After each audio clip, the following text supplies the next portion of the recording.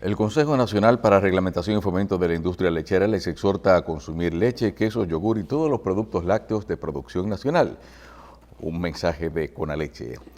Carlos, el Centro de Atención Primaria Siglo XXI es el centro de atención primaria más completo que hay en todo el país. Es privado y les representa a los hospitales Calventi y Marcelino Vélez un descongestionamiento importante en la consulta externa. De manera que cuando tú estés dispuesto a una consulta, ve Salud Siglo XXI. Sí. Bien. Isabel Aguiar, esquina Las Palmas. Muy bien. Salud Siglo XXI. Se aceptan las afiliaciones a SENASA, Subsidiado y Contributivo, Primera ARS Humano, Humanos Seguros, Universal, PALIC y APS. Salud Siglo XXI. Bien, señores, nosotros teníamos un comentario que generalmente se hace hasta ahora. Yo quiero aprovechar para hacerlo ahora y que sea parte de una conversación, a modo de introducción de una conversación con un personaje muy especial, pero quizá no sea especial para el mundo y para la nación, pero para mí es muy especial, que es Guido Gómez. Porque Guido ejerce la política en una forma en que no hay forma de tú pelear con él a menos que tú quieras pelear. Él siempre está en los guantes, eso sí, pero él coge los mismos golpes que usted le da sin problemas. Yo lo diría que Balaguer, Danilo y Guido representan los políticos que han cogido más golpes, pero con una diferencia, el que más ha dado es Guido. Los otros dos nunca han tirado un golpe. Y yo quería decir lo siguiente, en el día de hoy, yo quería tratar un tema, y digo que voy a tratar con Guido, que es que he visto que en vez de celebrar, preparar, planear un gobierno que nos recuerde el 78, cuando hay un cambio de partido y de gobierno, que eso trae no es lo mismo cambiar de Danilo para Leonel, que en el mismo partido y que se van 5 con Leonel y se quedan 95 con Danilo, que cuando tú cambias el PRD por partido, es reformista por PRD. Eso fue un cambio importante, como ahora, que todavía es más importante. ¿Por qué? Porque hubo una unión de la oposición completa, incluyendo sectores no políticos o no partidarios, sí políticos. Hubo una división o un desprendimiento del PLD y hubo el desgaste natural de un partido que produjo la salida del PLD del poder. Eso no hay que ponerse a analizar mucho. Pero hay un elemento que me llama la atención y es que a veces el azuzar la persecución a la corrupción, cosa que debe de ser así, que ayer el candidato ganador lo ratificó, que no va a ser borrón y cuenta nueva, tiene un componente de alguien que le está haciendo al fogón así. ¿Quién? Señores, aquí hay una clase de abogados que viven de esos pleitos. Usted se imagina que en septiembre se va a abrir un juicio, a reabrir el juicio de fondo de Odebrecht. Solamente Rondón, aunque modificó esa lista posteriormente, tiene 106 testigos, todos cuartobates. Y todos deben ir, esa gente que está mencionada ahí, tienen que ir con un abogado, porque pueden convertirse de testigos en imputados, como decía mi amigo Junior, el que fue vilmente asesinado. Y si tú sumas que muchos abogados están pidiendo la cabeza de los principales funcionarios del PLD que desempeñan el poder, sin decir nombre, es que van todos. Entonces hay que hacer notar que los profesionales del derecho que viven de eso están muy interesados porque eso va a producir clientes que tienen recursos para pagar su defensa. Ese es uno. La otra es el anuncio, ya se lo tratamos al ingeniero Cuello, el anuncio del presidente de la intención de una reforma constitucional. Y yo dije, no una reforma hecha para una reelección al vapor, no una constitución bien pensada para yo poder volver y dominar las altas cortes con 2 o 3 juristas de la oposición como el doctor Ray y Jorge Prat y adornar todo un sepelio de rosas y flores, pero en el fondo todo el mundo sabe lo que se escondía. Ojalá de verdad, el apoyo total para una reforma verdadera, bien pensada y sobre todo de consenso, y que opine todo el mundo, con una buena comisión que reciba todas las propuestas y después una buena discusión. Finalmente vamos a hablar con Guido Gómez, y yo quiero confesar que hay algunos personajes que nosotros en estos 35 años hemos conversado con él, que nos han enseñado mucho. Y yo hubiera querido tener menos años, más tiempo, mejor situación, porque la situación económica da tranquilidad de mente. Cuando tú tienes mucho cuarto, tú puedes pensar. Para poder hacer un tratado, no un librito, no un tratado sobre la entrevista en televisión. Mire, nosotros tenemos experiencias que son... nadie ha podido vivir eso. Nosotros de memoria te podemos decir, nosotros hemos tenido invitados que físicamente lo hemos visto, que sus manos le gotean agua, sudor del miedo escénico, y que tenemos que buscarle un pañuelo. Nosotros tenemos invitados que han venido aquí, que una pequeña bombilla de LED ha explotado y él ha soltado el micrófono y se ha mandado corriendo por la puerta porque pensaba que era un atentado. Hay algunos que no se puede cerrar la puerta. Nosotros tenemos un invitado que si yo no le miro a los ojos, si no me miras la cara cuando estoy contestando, no voy a tu programa. Todo eso nosotros lo tenemos. Y nosotros tenemos una experiencia con Carlos Andrés Pérez cuando salió la segunda vez. Presidente, usted es un ladrón. Se me ocurrió esas vainas que se le meten a los entrevistadores de usar palabras. Usted es un ladrón como lo están acusando. No, Julio, yo no soy. Yo lo que tengo es muchos amigos con dinero. Y se quedó igualito. Entonces, el que viene a televisión generalmente o tú lo llamas o él se la busca. Vienen a defenderse por algo que alguien dijo, derecho de réplica. Vienen a acusar a alguien, joder a alguien.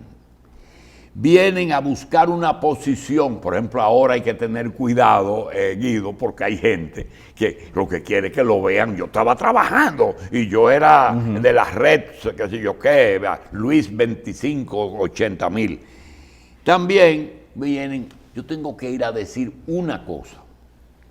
También hay tipos de entrevistados. Hay unos entrevistados difíciles porque cuando tú le preguntas sí o no, y entonces te dejan como el espacio. Tal cosa, sí, no. Tú tienes entrevistados que tú no puedes llevarlo a donde tú quieras. Ellos saben manejarse y cogen para donde ellos quieren coger. Tú no lo puedes conducir. Es decir, no dicen lo que tú quieres. Otros que lo invitamos para que produzcan una información de acuerdo a lo que está hoy por ejemplo, el caso de hoy. Guido, el gobierno nuevo. Hay que hablar del gobierno nuevo. No hay que contestarle a uno que dijo aquí, no, porque ese no es Guido. Y echarle un cristiano a los leones todos los días. Ese es otro entrevistado. Eso es feliz. Gozan las gradas del Coliseo Romano. Y finalmente, los que yo no puedo hablar de eso, yo no quiero hablar de esto, porque este es un país pequeño y generalmente todo el mundo o se conoce o es familia o tiene algún lazo, y eso es muy limitante. Y eso ahí yo no lo critico demasiado, porque es muy difícil que uno venga a la televisión a hacerle daño a alguien. Y finalmente nosotros sabemos que hay personas que no vienen a la televisión ni a salir igual ni a salir peor, tienen que salir con su figura mejor de la que entraron. Me decía Hipólito Mejía, digo, ¿por qué tú no vienes al programa? Dice, porque mis teóricos me recomiendan que no me meta en esa boca de lobo. Nunca vino aquí, nunca vino. Dios mío. ¿Verdad? Entonces, eso y sumado a otras cosas, por ejemplo, una experiencia que yo viví en los años 80.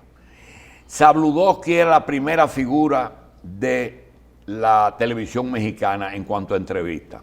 Y estaba viva María Félix. Y Sabludowski se le ocurrió pedirle, doña, ella era la decían la doña, doña, es cierto que usted tiene varias cirugías plásticas. Dice, ay, Sabludowski, yo te quiero decir algo. Esas son cosas personales. A mí nunca se me ha ocurrido pedirte que me digas si es verdad que por ahí dicen que tú eres un maricón y se acabó la conversación, ¿verdad? Todo eso se ha vivido en estas cosas. Guido es muy especial porque Guido no se disgusta con nada de lo que dice, aunque mucha gente se disguste con lo que él dice. Yo a él le tengo un símil, y es que durante los años 50 la televisión, la radio cubana tenía mucha incidencia aquí. Y había una serie muy famosa que era la de Tamacún. Tamacún era un personaje de eso. Y la introducción decía, donde la miseria oprima, donde el peligro, donde la maldad impere, donde el peligro amenace, allí estará Tamacún, el vengador errante. En un momento dado, Guido ha jugado un papel de vengador con algunos personajes que él entendía que estaban jugando un papel diferente al que realmente debían jugar. No es solamente el caso de Miguel Vargas, porque él terminó ese expediente y logró lo que quiso. El PRD está de su tamaño, del tamaño que realmente es. Luego se fue al PRM y ha hecho el trabajo. Pero me da la impresión de que Guido no negoció su ingreso al PRM. Me parece que su objetivo es otro. Y ese es uno de los dos temas que nosotros quisiéramos tratar con Guido. Primero, darle las gracias. Segundo, decir que Guido y yo somos la única limitante que somos demasiado amigos. Pero, por lo menos yo de él, ¿verdad? Pero no pensamos nada igual. Lo que pasa es que Guido tiene un punto de vista que puede expresarlo con menos limitaciones o despojado de muchas limitaciones que pueden tener otros invitados. Bien. Guido, gracias por estar aquí. Guido,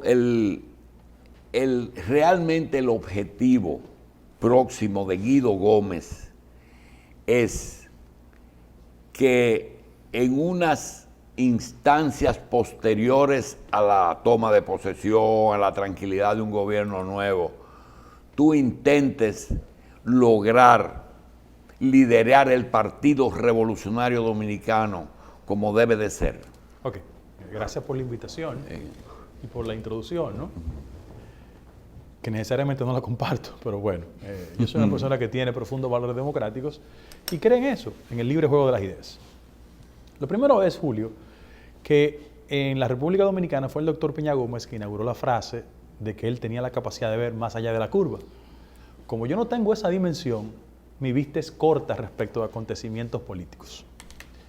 Y sobre esa base yo estoy primero haciendo una lectura del proceso recién finalizado el 5 de julio. Y aprovecho la oportunidad en tu programa, con los niveles de tolerancia y respeto propio de una amistad que tú sí la establece de manera pública y yo la reitero aquí. En el sentido... Si tú quieres, pongámosla como tolerancia. No, de amistad. Porque amistad implica... No. Tú me das muchísima funda, pero no importa. Yo soy una persona tolerante. Déjame decirte lo siguiente. Yo lo que creo que es más importante, independientemente de cómo yo veo la política post-16 de agosto, es que todos los actores... Más allá de la curva, ¿verdad? Yo no llego ahí. Eso era Peña Gómez que hacía eso. Yo lo que sí creo que es importante hacer una lectura respecto de las características del proceso y cómo tenemos que comportarnos todos los actores dentro del proceso. Las elecciones pasaron. Aquí hay mucha gente que todavía está en esa tónica. Sí, ya pasaron. Las elecciones pasaron. Y resultados están a la vista de todos. Ahora, dos lecturas de inicio que pienso que son interesantes. Para la fuerza victoriosa. Bueno, los que resultamos victoriosos en el proceso tenemos que asumir la victoria no solo con humildad, sino hacer una lectura e interpretación coyuntural de los factores que condujeron a la victoria. Y tener en primer plano, no calcar los errores de la fuerza que no fue beneficiada por el voto popular. Además, tener plena conciencia las circunstancias históricas en las que nosotros vamos a asumir el gobierno. Julito hacía en su introducción las características de los procesos de cambio en el país. Y yo quiero decir que este proceso de cambio no se parece a ninguno. ¿Tú sabes por qué? Porque se enfrenta a un proceso de crisis sanitaria que habrá de transformar las reglas políticas del país, digo yo, de la humanidad en los próximos años. Solo lo doy como un ingrediente para que las fuerzas victoriosas reflexionemos y hagamos un ejercicio de humildad. La economía norteamericana acaba de manera oficial, establecer que en los últimos 3 meses el nivel de recesión alcanza casi el 33%. En el orden local, y nuestro principal socio comercial, los Estados Unidos, hay que hacer una lectura importante de lo que pasa allá. Las proyecciones más halagadoras respecto a la economía dominicana establecen que no vamos a crecer este año. Y sobre esa base, yo estaba leyendo anoche estadísticas presupuestarias y quiero decir que en el primer semestre del año, el déficit presupuestario es de 15%. Y las recaudaciones se van a reducir en un 18%. Cuando yo hablo del 15% del déficit presupuestario, estamos hablando casi de 52,000 millones de pesos. Y la proyección es que a las arcas públicas dejen de llegar 116,000 millones de pesos. Es decir, ganamos el proceso. Pero hay que hacer una lectura sumamente inteligente para entender cuáles son los desafíos pendientes que tiene el país y la administración del presidente electo. Y cómo un partido y una coalición con las características del PRM y las fuerzas que le ayudaron a ganar deben de entender cuáles son los temas pendientes. Por ejemplo, el presidente electo ha establecido una lógica de prioridades y ha dicho, bueno, lo económico primero. Ha definido un equipo. El sector salud, segundo, y ha comenzado a establecer cuáles son las líneas de sus prioridades. Yo debo felicitar de manera pública al ya designado ministro de Economía, que es el doctor Seara Hatton, que ha dicho, bueno, en el marco de la actual situación, la prioridad tiene que ser la salud, porque la economía después asumirá su ritmo. Frente a ese acontecimiento, yo le quiero solicitar a los compañeros y compañeras y a los sectores que ganaron las elecciones, que hagamos una lectura lo suficientemente inteligente, porque históricamente en esos cambios que citaba Julio, el principal argumento que se ha utilizado históricamente respecto de las fuerzas que en un momento fueron PRD, hoy PRM, es que no tenemos las destrezas suficientes en el manejo de la economía y que por vía de consecuencia los adversarios nuestros hacen campaña en esa dirección. O sea, la economía dominicana hay que cuidarla. El crecimiento debe ser más distributivo y sobre todas las cosas los niveles de desigualdad social tienen que reducirse en el marco de una situación, repito, de excepción. ¿Por qué? Porque el nivel de desempleo, sin lugar a dudas, se va a incrementar. En un país donde 2.4% millones de personas están en el sector informal de la economía y el mecanismo de transición que ha creado el gobierno dominicano y que el gobierno electo y que va a tomar juramento a partir del 16 de agosto tiene que extender, establece una modalidad que se llama fase, que traduce técnicamente en todo el que ha cotizado en el sistema de seguridad social, que es el TSS, solo el 30% de sus ingresos. Yo pienso que el gobierno que se inaugura el 16 de agosto tiene que priorizar la generación de empleo. ¿Y cómo va a generar empleo? Sobre la base de una inversión pública significativa que impacte de manera transitoria en mucha gente que tiene expectativas y que la situación económica es calamitosa para ellos. En segundo lugar, en ese mismo orden de la fuerza victoriosa, no podemos creer que una derrota del PLD implica una liquidación de ese partido.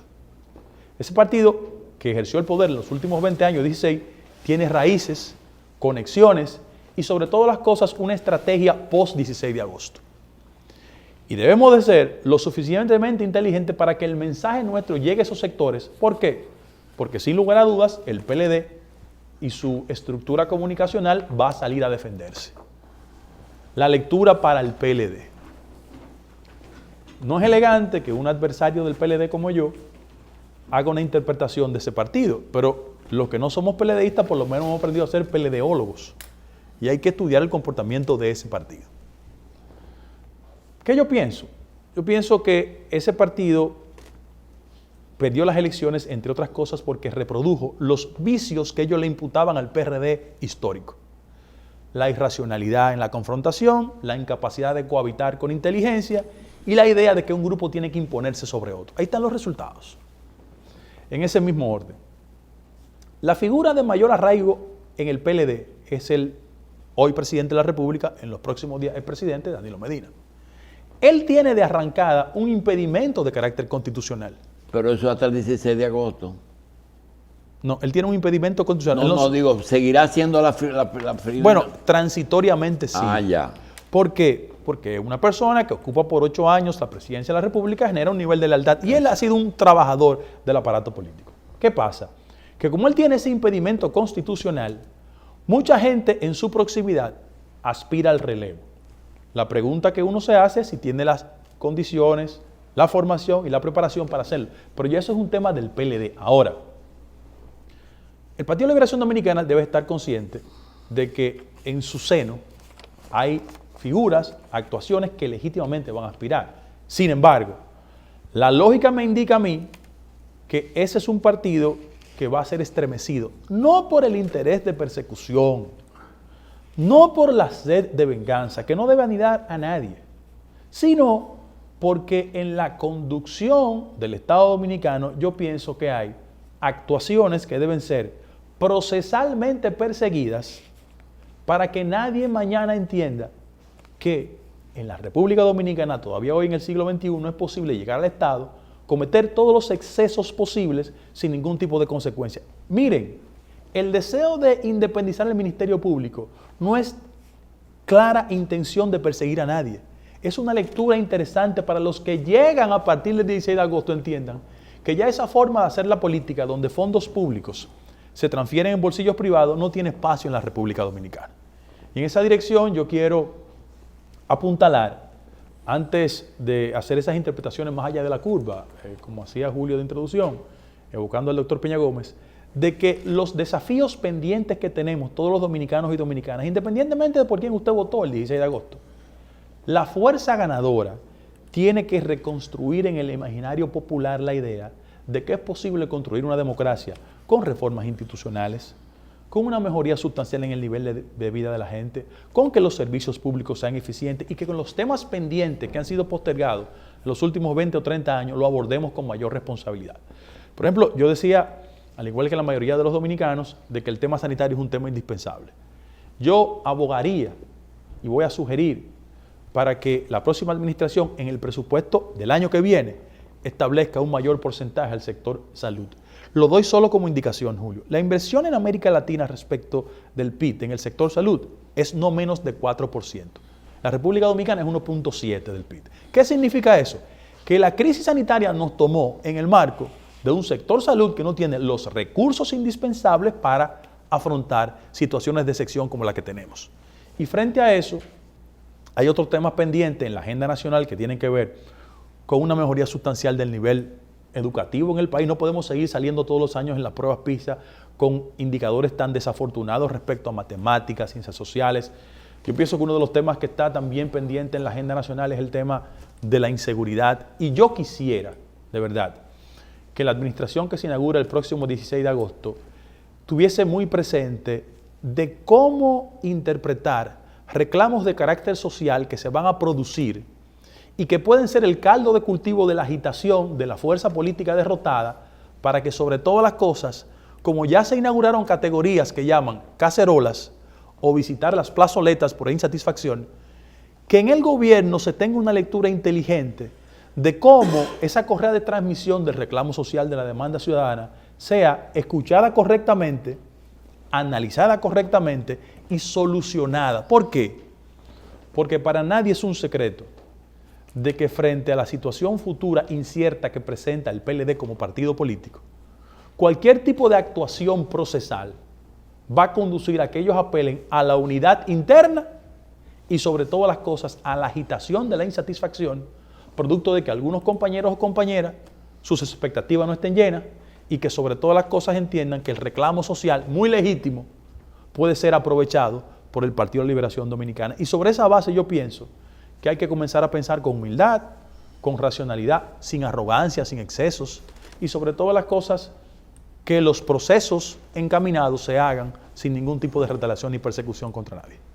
¿Y desde hasta dónde tú crees que una Procuraduría independiente hay que remacharlo tanto, pensando en que si es dependiente no podía trabajar como en una forma correcta? Es decir, yo entiendo que si el primer mandatario de la nación, o magistrado, como le dicen algunos, es independiente, su brazo dentro de la justicia, que es el Ministerio Público, lo va a hacer y no hay que buscar un ser especial. Bueno, lo que pasa es lo siguiente, Julio.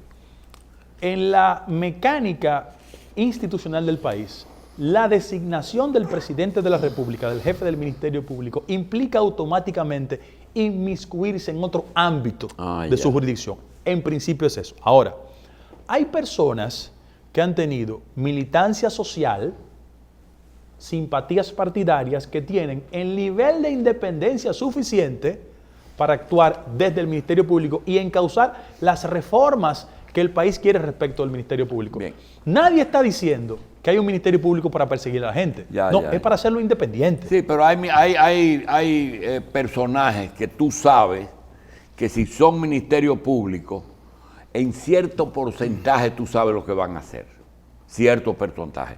Es decir, que es muy difícil que hagan lo que dijo Alejandro Vargas cuando lo entrevistaron. Presidente, usted no votó por mí, pero usted puede estar seguro que en un caso en que usted sea reo de la justicia, yo voy a ser justo. Eso no se ha reproducido y eso se dijo en las entrevistas esas. Pero yo tengo un tema que tú trataste, pensaba que iba a ser más abundante. Guido, durante mucho tiempo Estados Unidos tuvo una hegemonía en el mundo y en América Latina. Dentro de esa hegemonía implicaba las multinacionales.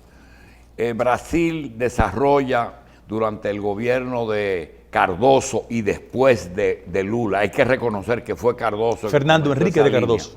Sí, de que Brasil comience a ser una potencia primero en América y después expandirse. Eso trajo como consecuencia que las grandes empresas brasileñas, la de aeronáutica y las dos constructoras que eran Andrade y Gutiérrez, Odebrecht y la aérea, comenzaron a expandir, Embraer, al punto de que cometieron el error de ofrecer servicios dentro de Estados Unidos, dándole a la Reserva Federal o al sistema económico norteamericano el poder de controlar inversión extranjera. Y digo, cometieron el error porque cuando Brasil logra convencer a sus presidentes de que ellos deben de ser los portadores, los vendedores de Brasil, para hacer un Brasil más grande, que llegaron a ser inclusive dentro de los 20 más grandes del mundo. Y Lula lo entiende bien, crea un fondo de ayuda y también crea él mismo, visita países, visita gobiernos y dice, Brasil está en la disposición de ayudar. Y desarrolla eso que luego cuando estalla el problema, aparecen que 14 naciones tenían negocios con una o dos empresas brasileñas. ¿Cuál es el tema? Cuando Estados Unidos ve ese asunto, entonces busca un liderato de derecha, ¿verdad? Para ver si desarma eso, pero no lo encuentra. Ni lo encuentra en Venezuela, ni lo encuentra en Brasil, ni lo encuentra en Argentina, y tiene que agarrar lo que encuentre. Y le fue mal en eso. Pero no le fue mal saliendo de Lula, de Dilma, de Correa, de Evo y de la Kirchner, de la viuda de Kirchner. Entonces, se establece una mecánica de que como cuando eligen un presidente, no lo eligen en el santoral de la Iglesia Católica como San Luis Ignacio, sino que todo el que ejerce poder, si usted lo escarba, ha cometido errores, porque el ejercicio de poder terrenal tiene muchas fallas, y eso es hasta bíblico. Hasta David mandó a pelear a alguien para salir de él. El cuento es que se instaló un sistema de usar la persecución real o no estoy defendiendo corruptos, para poder salir de figuras de por vida, haciéndole acusaciones. Y por eso es que tú ves que a veces no se paran con Dilma, sino que trancan a Lula. Correa, que fue un orgullo de muchas áreas, o están pidiendo su cabeza.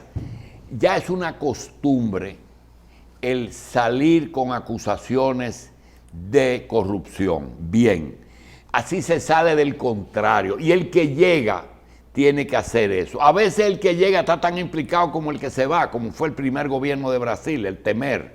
Pero la pregunta es la siguiente. Cuando aquí en República Dominicana, en el 2012, Leonel, Danilo, Hipólito Mejía muestra unos números muy favorables, y un sector de Leonel, lo que yo le digo los ingenieros, el poder económico de Leonel, todos que tenían diferencias internas se pusieron de acuerdo, hablaron con el presidente y empezaron a ofrecerle cierto tipo de apoyo a Hipólito Mejía. Un grupo que dicen ser Milagros Ortiz, Hugo Tolentino, Rafael Taveras y Guido Gómez Mazara, dicen: no, espérense, nosotros no podemos dejar a ese PLD pactando con esos señores, ni recibirle ayuda a esos señores, porque esos señores podían en el futuro ser acusados dentro de un plan que es ya panamericano, que es todo el que sale hay que desaparecerlo. Y esos señores conocen esa resolución de ese grupo y arrancan para donde Leonel, le dicen: mire, presidente, es con Danilo.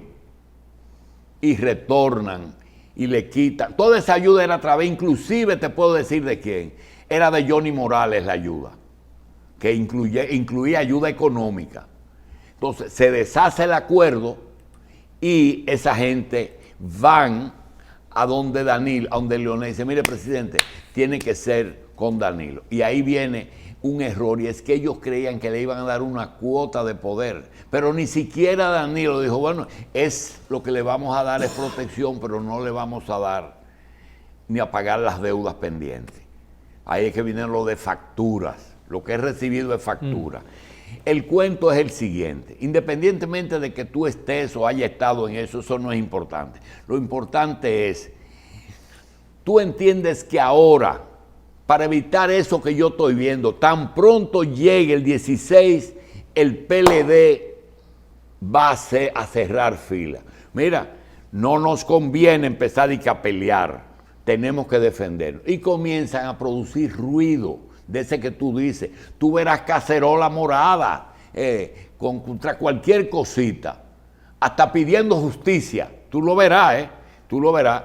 Entonces, el cuento es, tú entiendes que uno de los problemas que va a afrontar el gobierno es que al adecentar la función pública, reduciendo al tamaño que tiene que estar, al fusionar, no eliminar instituciones que se pueden manejar con menos burocracia, y a la imposibilidad de complacer a todos esos aliados que tú y yo sabemos cuál era el voto duro del PRM y cuánto representó el voto de aliados que no se van a poder complacer. Tú entiendes que se le puede presentar una situación no que no se pueda solucionar, sino difícil al gobierno actual. Ok, te voy a responder en dos direcciones. Primero, la introducción que haces sobre el tema de Brasil. Muy sucinto. El éxito de Chávez en América Latina transformó lo que muchos de ellos llaman el proceso de izquierdización de América Latina. ¿Por qué eso se produjo? Eso se produjo porque eso se produjo porque en la década de los 60 y de los 70 la alternativa de los grupos de izquierda era la opción revolucionaria. Y como no fueron exitosos las transformaciones de las reglas después del derrumbe del bloque soviético, los norteamericanos se concentraron mucho en el tema puramente comercial y desatendieron el tema de carácter político. Hay un libro emblemático, El fin de la historia. Fukuyama decía que la disolución del bloque soviético implicaba que las alternativas de izquierda iban a perder. Se equivocó. ¿Por qué? Porque el éxito de Chávez provocó tres componentes importantísimos en América Latina. El impacto del petróleo y sus derivados, el posicionamiento de las commodities y la expansión de China en toda América Latina. Y eso lo colocó en un punto de favorabilidad y de una forma u otra se financiaron campañas electorales y el punto más alto es el punto de Brasil. A tal punto de que en crecimiento significativo de esa economía brasileña, ellos asumieron como estrategia de dominio comercial en principio, penetrar en esos mercados de América Latina, mercados que tenían una empatía de carácter político porque de una forma u otra habían sido financiados. Ahora, ¿dónde comenzó el problema? Que la fuerza y penetración de esas empresas de factura brasileña dieron el salto a las mañas de nuestro continente. Comenzaron en la inversión y terminaron conectándose con partidos políticos, con dirigentes políticos y financiando las campañas. Y cuando los Estados Unidos entendieron que era un tipo de competencia de carácter comercial, analizaron los factores que en el orden político podían derrumbar ese competidor potencial. En este caso, Odebrecht. Odebrecht es el modelo de penetración de una inversión en construcción que terminó manipulando, influenciando y determinando la suerte política en América Latina. Busca punto por punto. ¿Cuál es la preocupación en el caso de la República Dominicana en materia de Odebrecht? Que independientemente de su penetración en esferas de carácter político, cuando la gente hace la comparación se da cuenta de que en otros países hay consecuencias y en la República Dominicana no. Y sobre esa base, los sectores de la sociedad civil y gente que tiene una agenda de carácter político ha determinado que por qué allá sí y aquí no. Y sobre ese criterio, siento que en la parte de impugnación ética a la gestión del PLD, sin lugar a dudas, los sectores opositores avanzamos significativamente porque entendíamos que la vinculación que tenía el caso de Odebrecht con actores políticos fundamentales del PLD imposibilitaban que el Ministerio Público llegara hasta las últimas consecuencias. El mejor ejemplo lo mostré yo. En todo el proceso de Odebrecht, nunca se exhibieron las adendas firmadas por el ministro de Obras Públicas con la llegada de Danilo Medina. Y yo la encontré. La encontré en Brasil, pero la encontré y la deposité. Para que ustedes vean cuáles son los componentes significativos de ese proceso. ¿Cuál es el inconveniente de los políticos? Y es un llamado que hago a la política, porque a partir del 16 de agosto el esfuerzo es reconstruir la política, para que esos saltos al vacío no vuelvan a la República Dominicana. Y sobre todo las cosas, esos vengadores sociales que andan ahí a la espera de que la política no funcione, para ellos presentarse de candidato, eso no pasa. La política es para los políticos. Y cuando los políticos, en el marco de una campaña electoral, recibimos recursos, lamentablemente, cuando no tenemos límite en la recepción de esos recursos, terminamos siendo rehenes de los intereses económicos que financian las campañas. Porque aquí hay un debate que se ha disuelto en la vida política dominicana. Hace 15 o 20 años, Peña Gómez y un grupo de dirigentes políticos plantearon el tema del financiamiento de los partidos políticos. Y cuando se aprobó la ley para financiar los partidos políticos, el objetivo era que no tomaran recursos del sector privado. ¿Cuál es el problema? Y ahora se duplicó. Ahora lo cogen por la ley y por el sector privado. Por eso, tú a veces no entiendes actitudes y comportamientos de senadores, diputados, ministros en el marco de decisiones fundamentales del país, porque entre ellos opera un sentido de lealtad y gratitud al dador en la campaña electoral. Y eso nos dificulta el ejercicio de una función totalmente independiente. En el caso del PLD, que es el caso que aborda Julio. Mira, Julio, amigos que nos sintonizan, el PLD tiene que defenderse. Es lo más legítimo, es lo más entendible, e inclusive, yo quiero decir con mucha responsabilidad, que frente al reclamo válido de algunos actores jóvenes y emergentes en el PLD de decapitar a esa dirección derrotada, la acción procesal que uno intuye, porque yo nunca he conversado honestamente ni con Antoliano Peralta ni con Luis Abinader sobre temas de carácter procesal. Ahora, el sentido común, la intuición me dice a mí que hay situaciones administrativas que tienen que ser abordadas desde el punto de vista procesal. Y sobre esa base yo creo lo siguiente: en la medida de que procesos judiciales procuren justicia, sin lugar a dudas, el PLD va a apelar a una unidad interna sobre la base del ataque externo. Y por vía de consecuencia ellos van a usar el partido como un instrumento de blindaje. ¿Y qué yo advierto? Y es una crítica que quiero hacerle a Julito y a alguna gente de la comunicación que no coincidió con nosotros. Mira, yo no soy amigo de las calificaciones y de las etiquetas. A mí no me gusta eso. Cada quien aquí jugó su rol. Ahora, ¿cuál fue el problema y que mucha gente no leyó? Mira, Julito, el cambio que ha experimentado la sociedad dominicana en los últimos 20 años nos hace creer falsamente a muchos de nosotros que estamos en los medios diarios que porque estamos presentes todos los días en los medios, lo que uno dice es palabra de Dios. Estamos equivocadísimos. Una de las lecturas de este 5 de julio es que el modelo comunicacional tradicional que pretendía sobre la base de la inversión pública inducir al lector, eso está pasado de moda. Pero eso mismo, porque los mecanismos, eso mismo es, yo no te tengo que defender, ni nadie te tiene que defender. No. Pero hay dos cosas que tú siempre has mantenido. Una es, lo que yo digo no es palabra de Dios. No. Y el que tiene algo que en contrario con eso. Y después, he hecho 200 acusaciones y no tengo una respuesta, claro, ni una demanda. Claro, pero mira otra cosa, por ejemplo, Julito. Mira cómo este país ha cambiado y nosotros los políticos no nos estamos dando cuenta. Las redes tienen tanto impacto y el gobierno hizo conciencia de eso, que el bots, los llamados bots, no son otra cosa que fórmulas que construyen todos los gobiernos, incluyendo el de nosotros, para generar una distorsión en la opinión pública. Y mucha gente confunde eficiencia en la gestión con relaciones públicas en la gestión. No creas que es producto de mi contradicción histórica. ¿Y el público diferencia eso? Sí, claro. Intuición. Ya la gente lo sabe cuando es una buena gestión que cuando es una difamación. Claro. Yo te voy a dar un ejemplo de sentido común. Chanel, te voy a poner los dos escenarios. Chanel Rosa Chupani debe ser el funcionario más eficiente que tiene el gobierno, desde mi humilde punto de vista. Sí. Yo digo que es mi PLDista preferido. Sí. Chanel no hace inversión. La gente se ha dado cuenta que él ha conectado su gestión con la condición de la gente y ayuda. Y en este país, PLDistas, PRMistas, reformistas, izquierda, derecha, creen que Chanel es un excelente funcionario, como lo creo yo. Ese es un ejemplo. El otro, la gestión de Cancillería.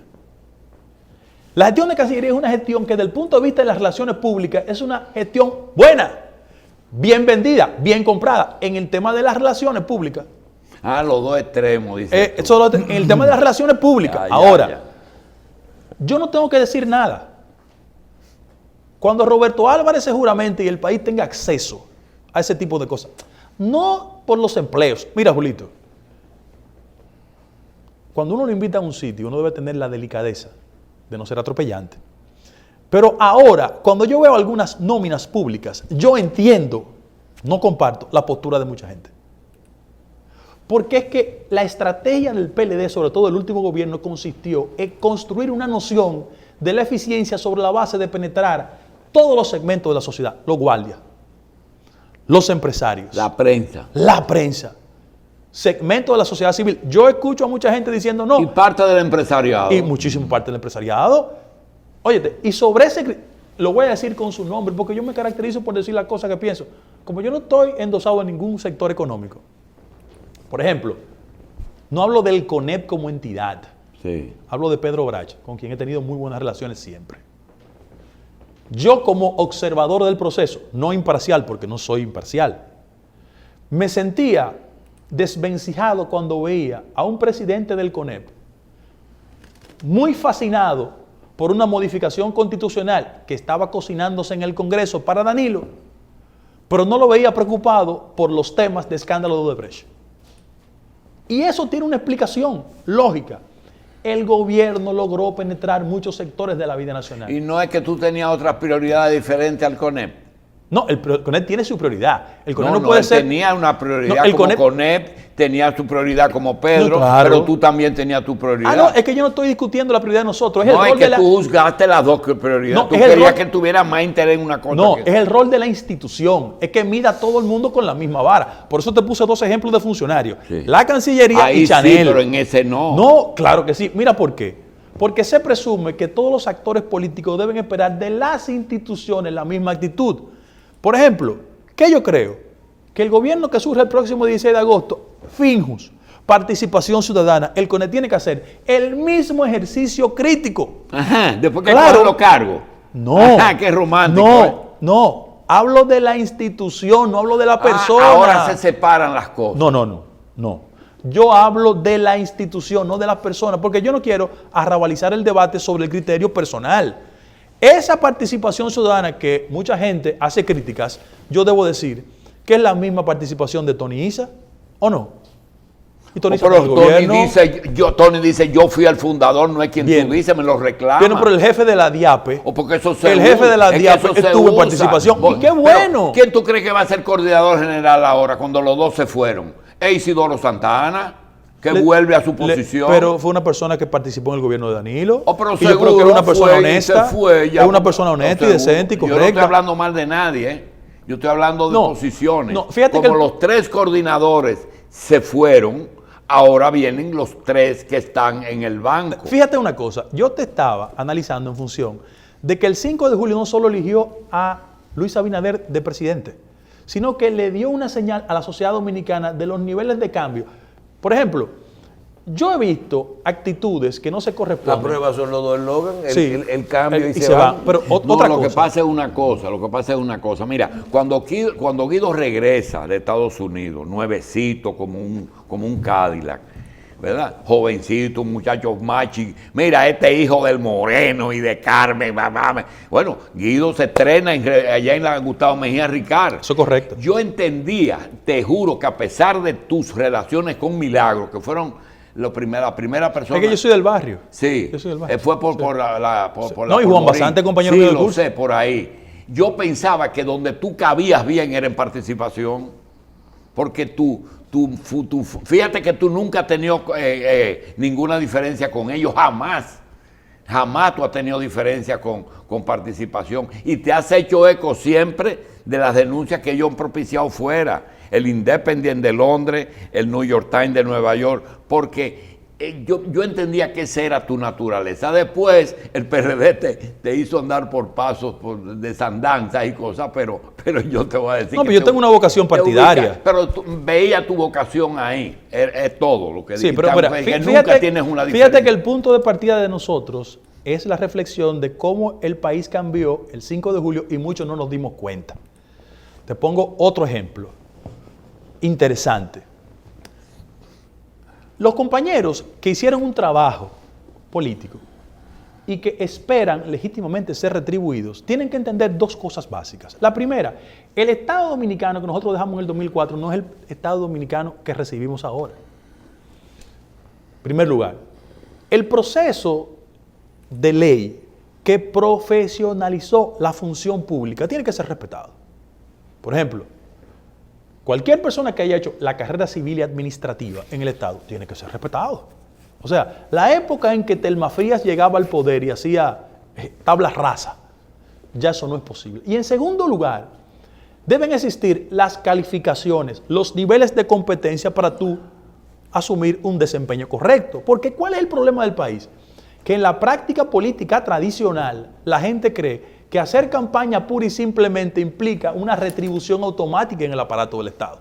Y el Estado dominicano ha cambiado. Claro, hay gobernantes que han contribuido a eso. Yo la referencia que siempre tengo es la del doctor Balaguer. El doctor Balaguer fue capaz de poner ministro de Finanzas a un médico. Para que ustedes vean. Entonces, ya eso no es posible. Y a los compañeros que yo creo que hay que retribuirlos, hay que darle una participación, porque mira, yo hasta entiendo el nivel de desesperación, 16 años abajo, Julito. Seguro. Entonces, a los compañeros hay que entenderlo, pero hay que desarrollar plena conciencia que sobre todas las cosas estamos obligados a desarrollar una función correcta, porque en definitiva, los sectores que siempre nos impugnan porque no tenemos las destrezas en el orden económico, porque no nos comportamos correctamente, porque aquí hay parámetros de comportamiento en la función pública, y que el tema esencial de este país, en la actual coyuntura, es devolver la credibilidad a la forma de hacer la política. Y Luis tiene su estilo. Y ese estilo hay que respetarlo. A mí, de arrancada, el tema de mayor perturbación, que de verdad no me deja dormir, es la factibilidad de que a partir del 16 de agosto, las recetas de carácter económico y social tengan el rostro humano suficiente para que la gente que votó por nosotros y la que no votó por nosotros no se sienta desatendida. Señores, tenemos que hacer una pausa, pero antes yo no quiero hablar por Guido, pero nosotros tenemos desde el año 86 conviviendo en el mismo ambiente. Y quiero decir algo a los que me traen. ¿De qué vive Guido? Le voy a decir de qué vive Guido, pero lo voy a decir yo. Guido Gómez es abogado y ejerce, y vive, pero tiene algo. Como es una figura pública, política, no es proclive a subir a estrado, porque puede producir en los jueces un efecto de que el juez entienda que su presencia puede estar produciendo. Y él tiene oficina de abogados que manejan eso. Siempre ha sido así, incluyendo, lo único que tuvo fue cuando fue consultor que se salió, pero siempre ha ejercido el derecho y ha vivido de eso. Eso es lo primero. Y lo otro es, el próximo tema que vamos a tratar después de la pausa es cuando él traza una ruta que nos resulta difícil saber. ¿Y ahora qué va a hacer Guido? Yo no me imagino a Guido ministro de tal o cual cosa. Y estoy seguro que ni va a hacer, ni lo quiere, ni lo busca. Entonces nosotros sabemos qué va a hacer Guido en estos 4 meses, en estos 4 años. Y lo otro es que cuando hice la narración de cuando él regresa, él hizo un pronunciamiento para trazar una raya de Pizarro. No soy traspatio ideológico de mi padre. Y segundo, su madre, que siempre ha estado íntimamente, porque esa celebra el Día del Padre y de la Madre, dice, yo no paro legisladores. Lo que quiere decir que con Guido hay que hablar despacio para que nos diga qué va a hacer.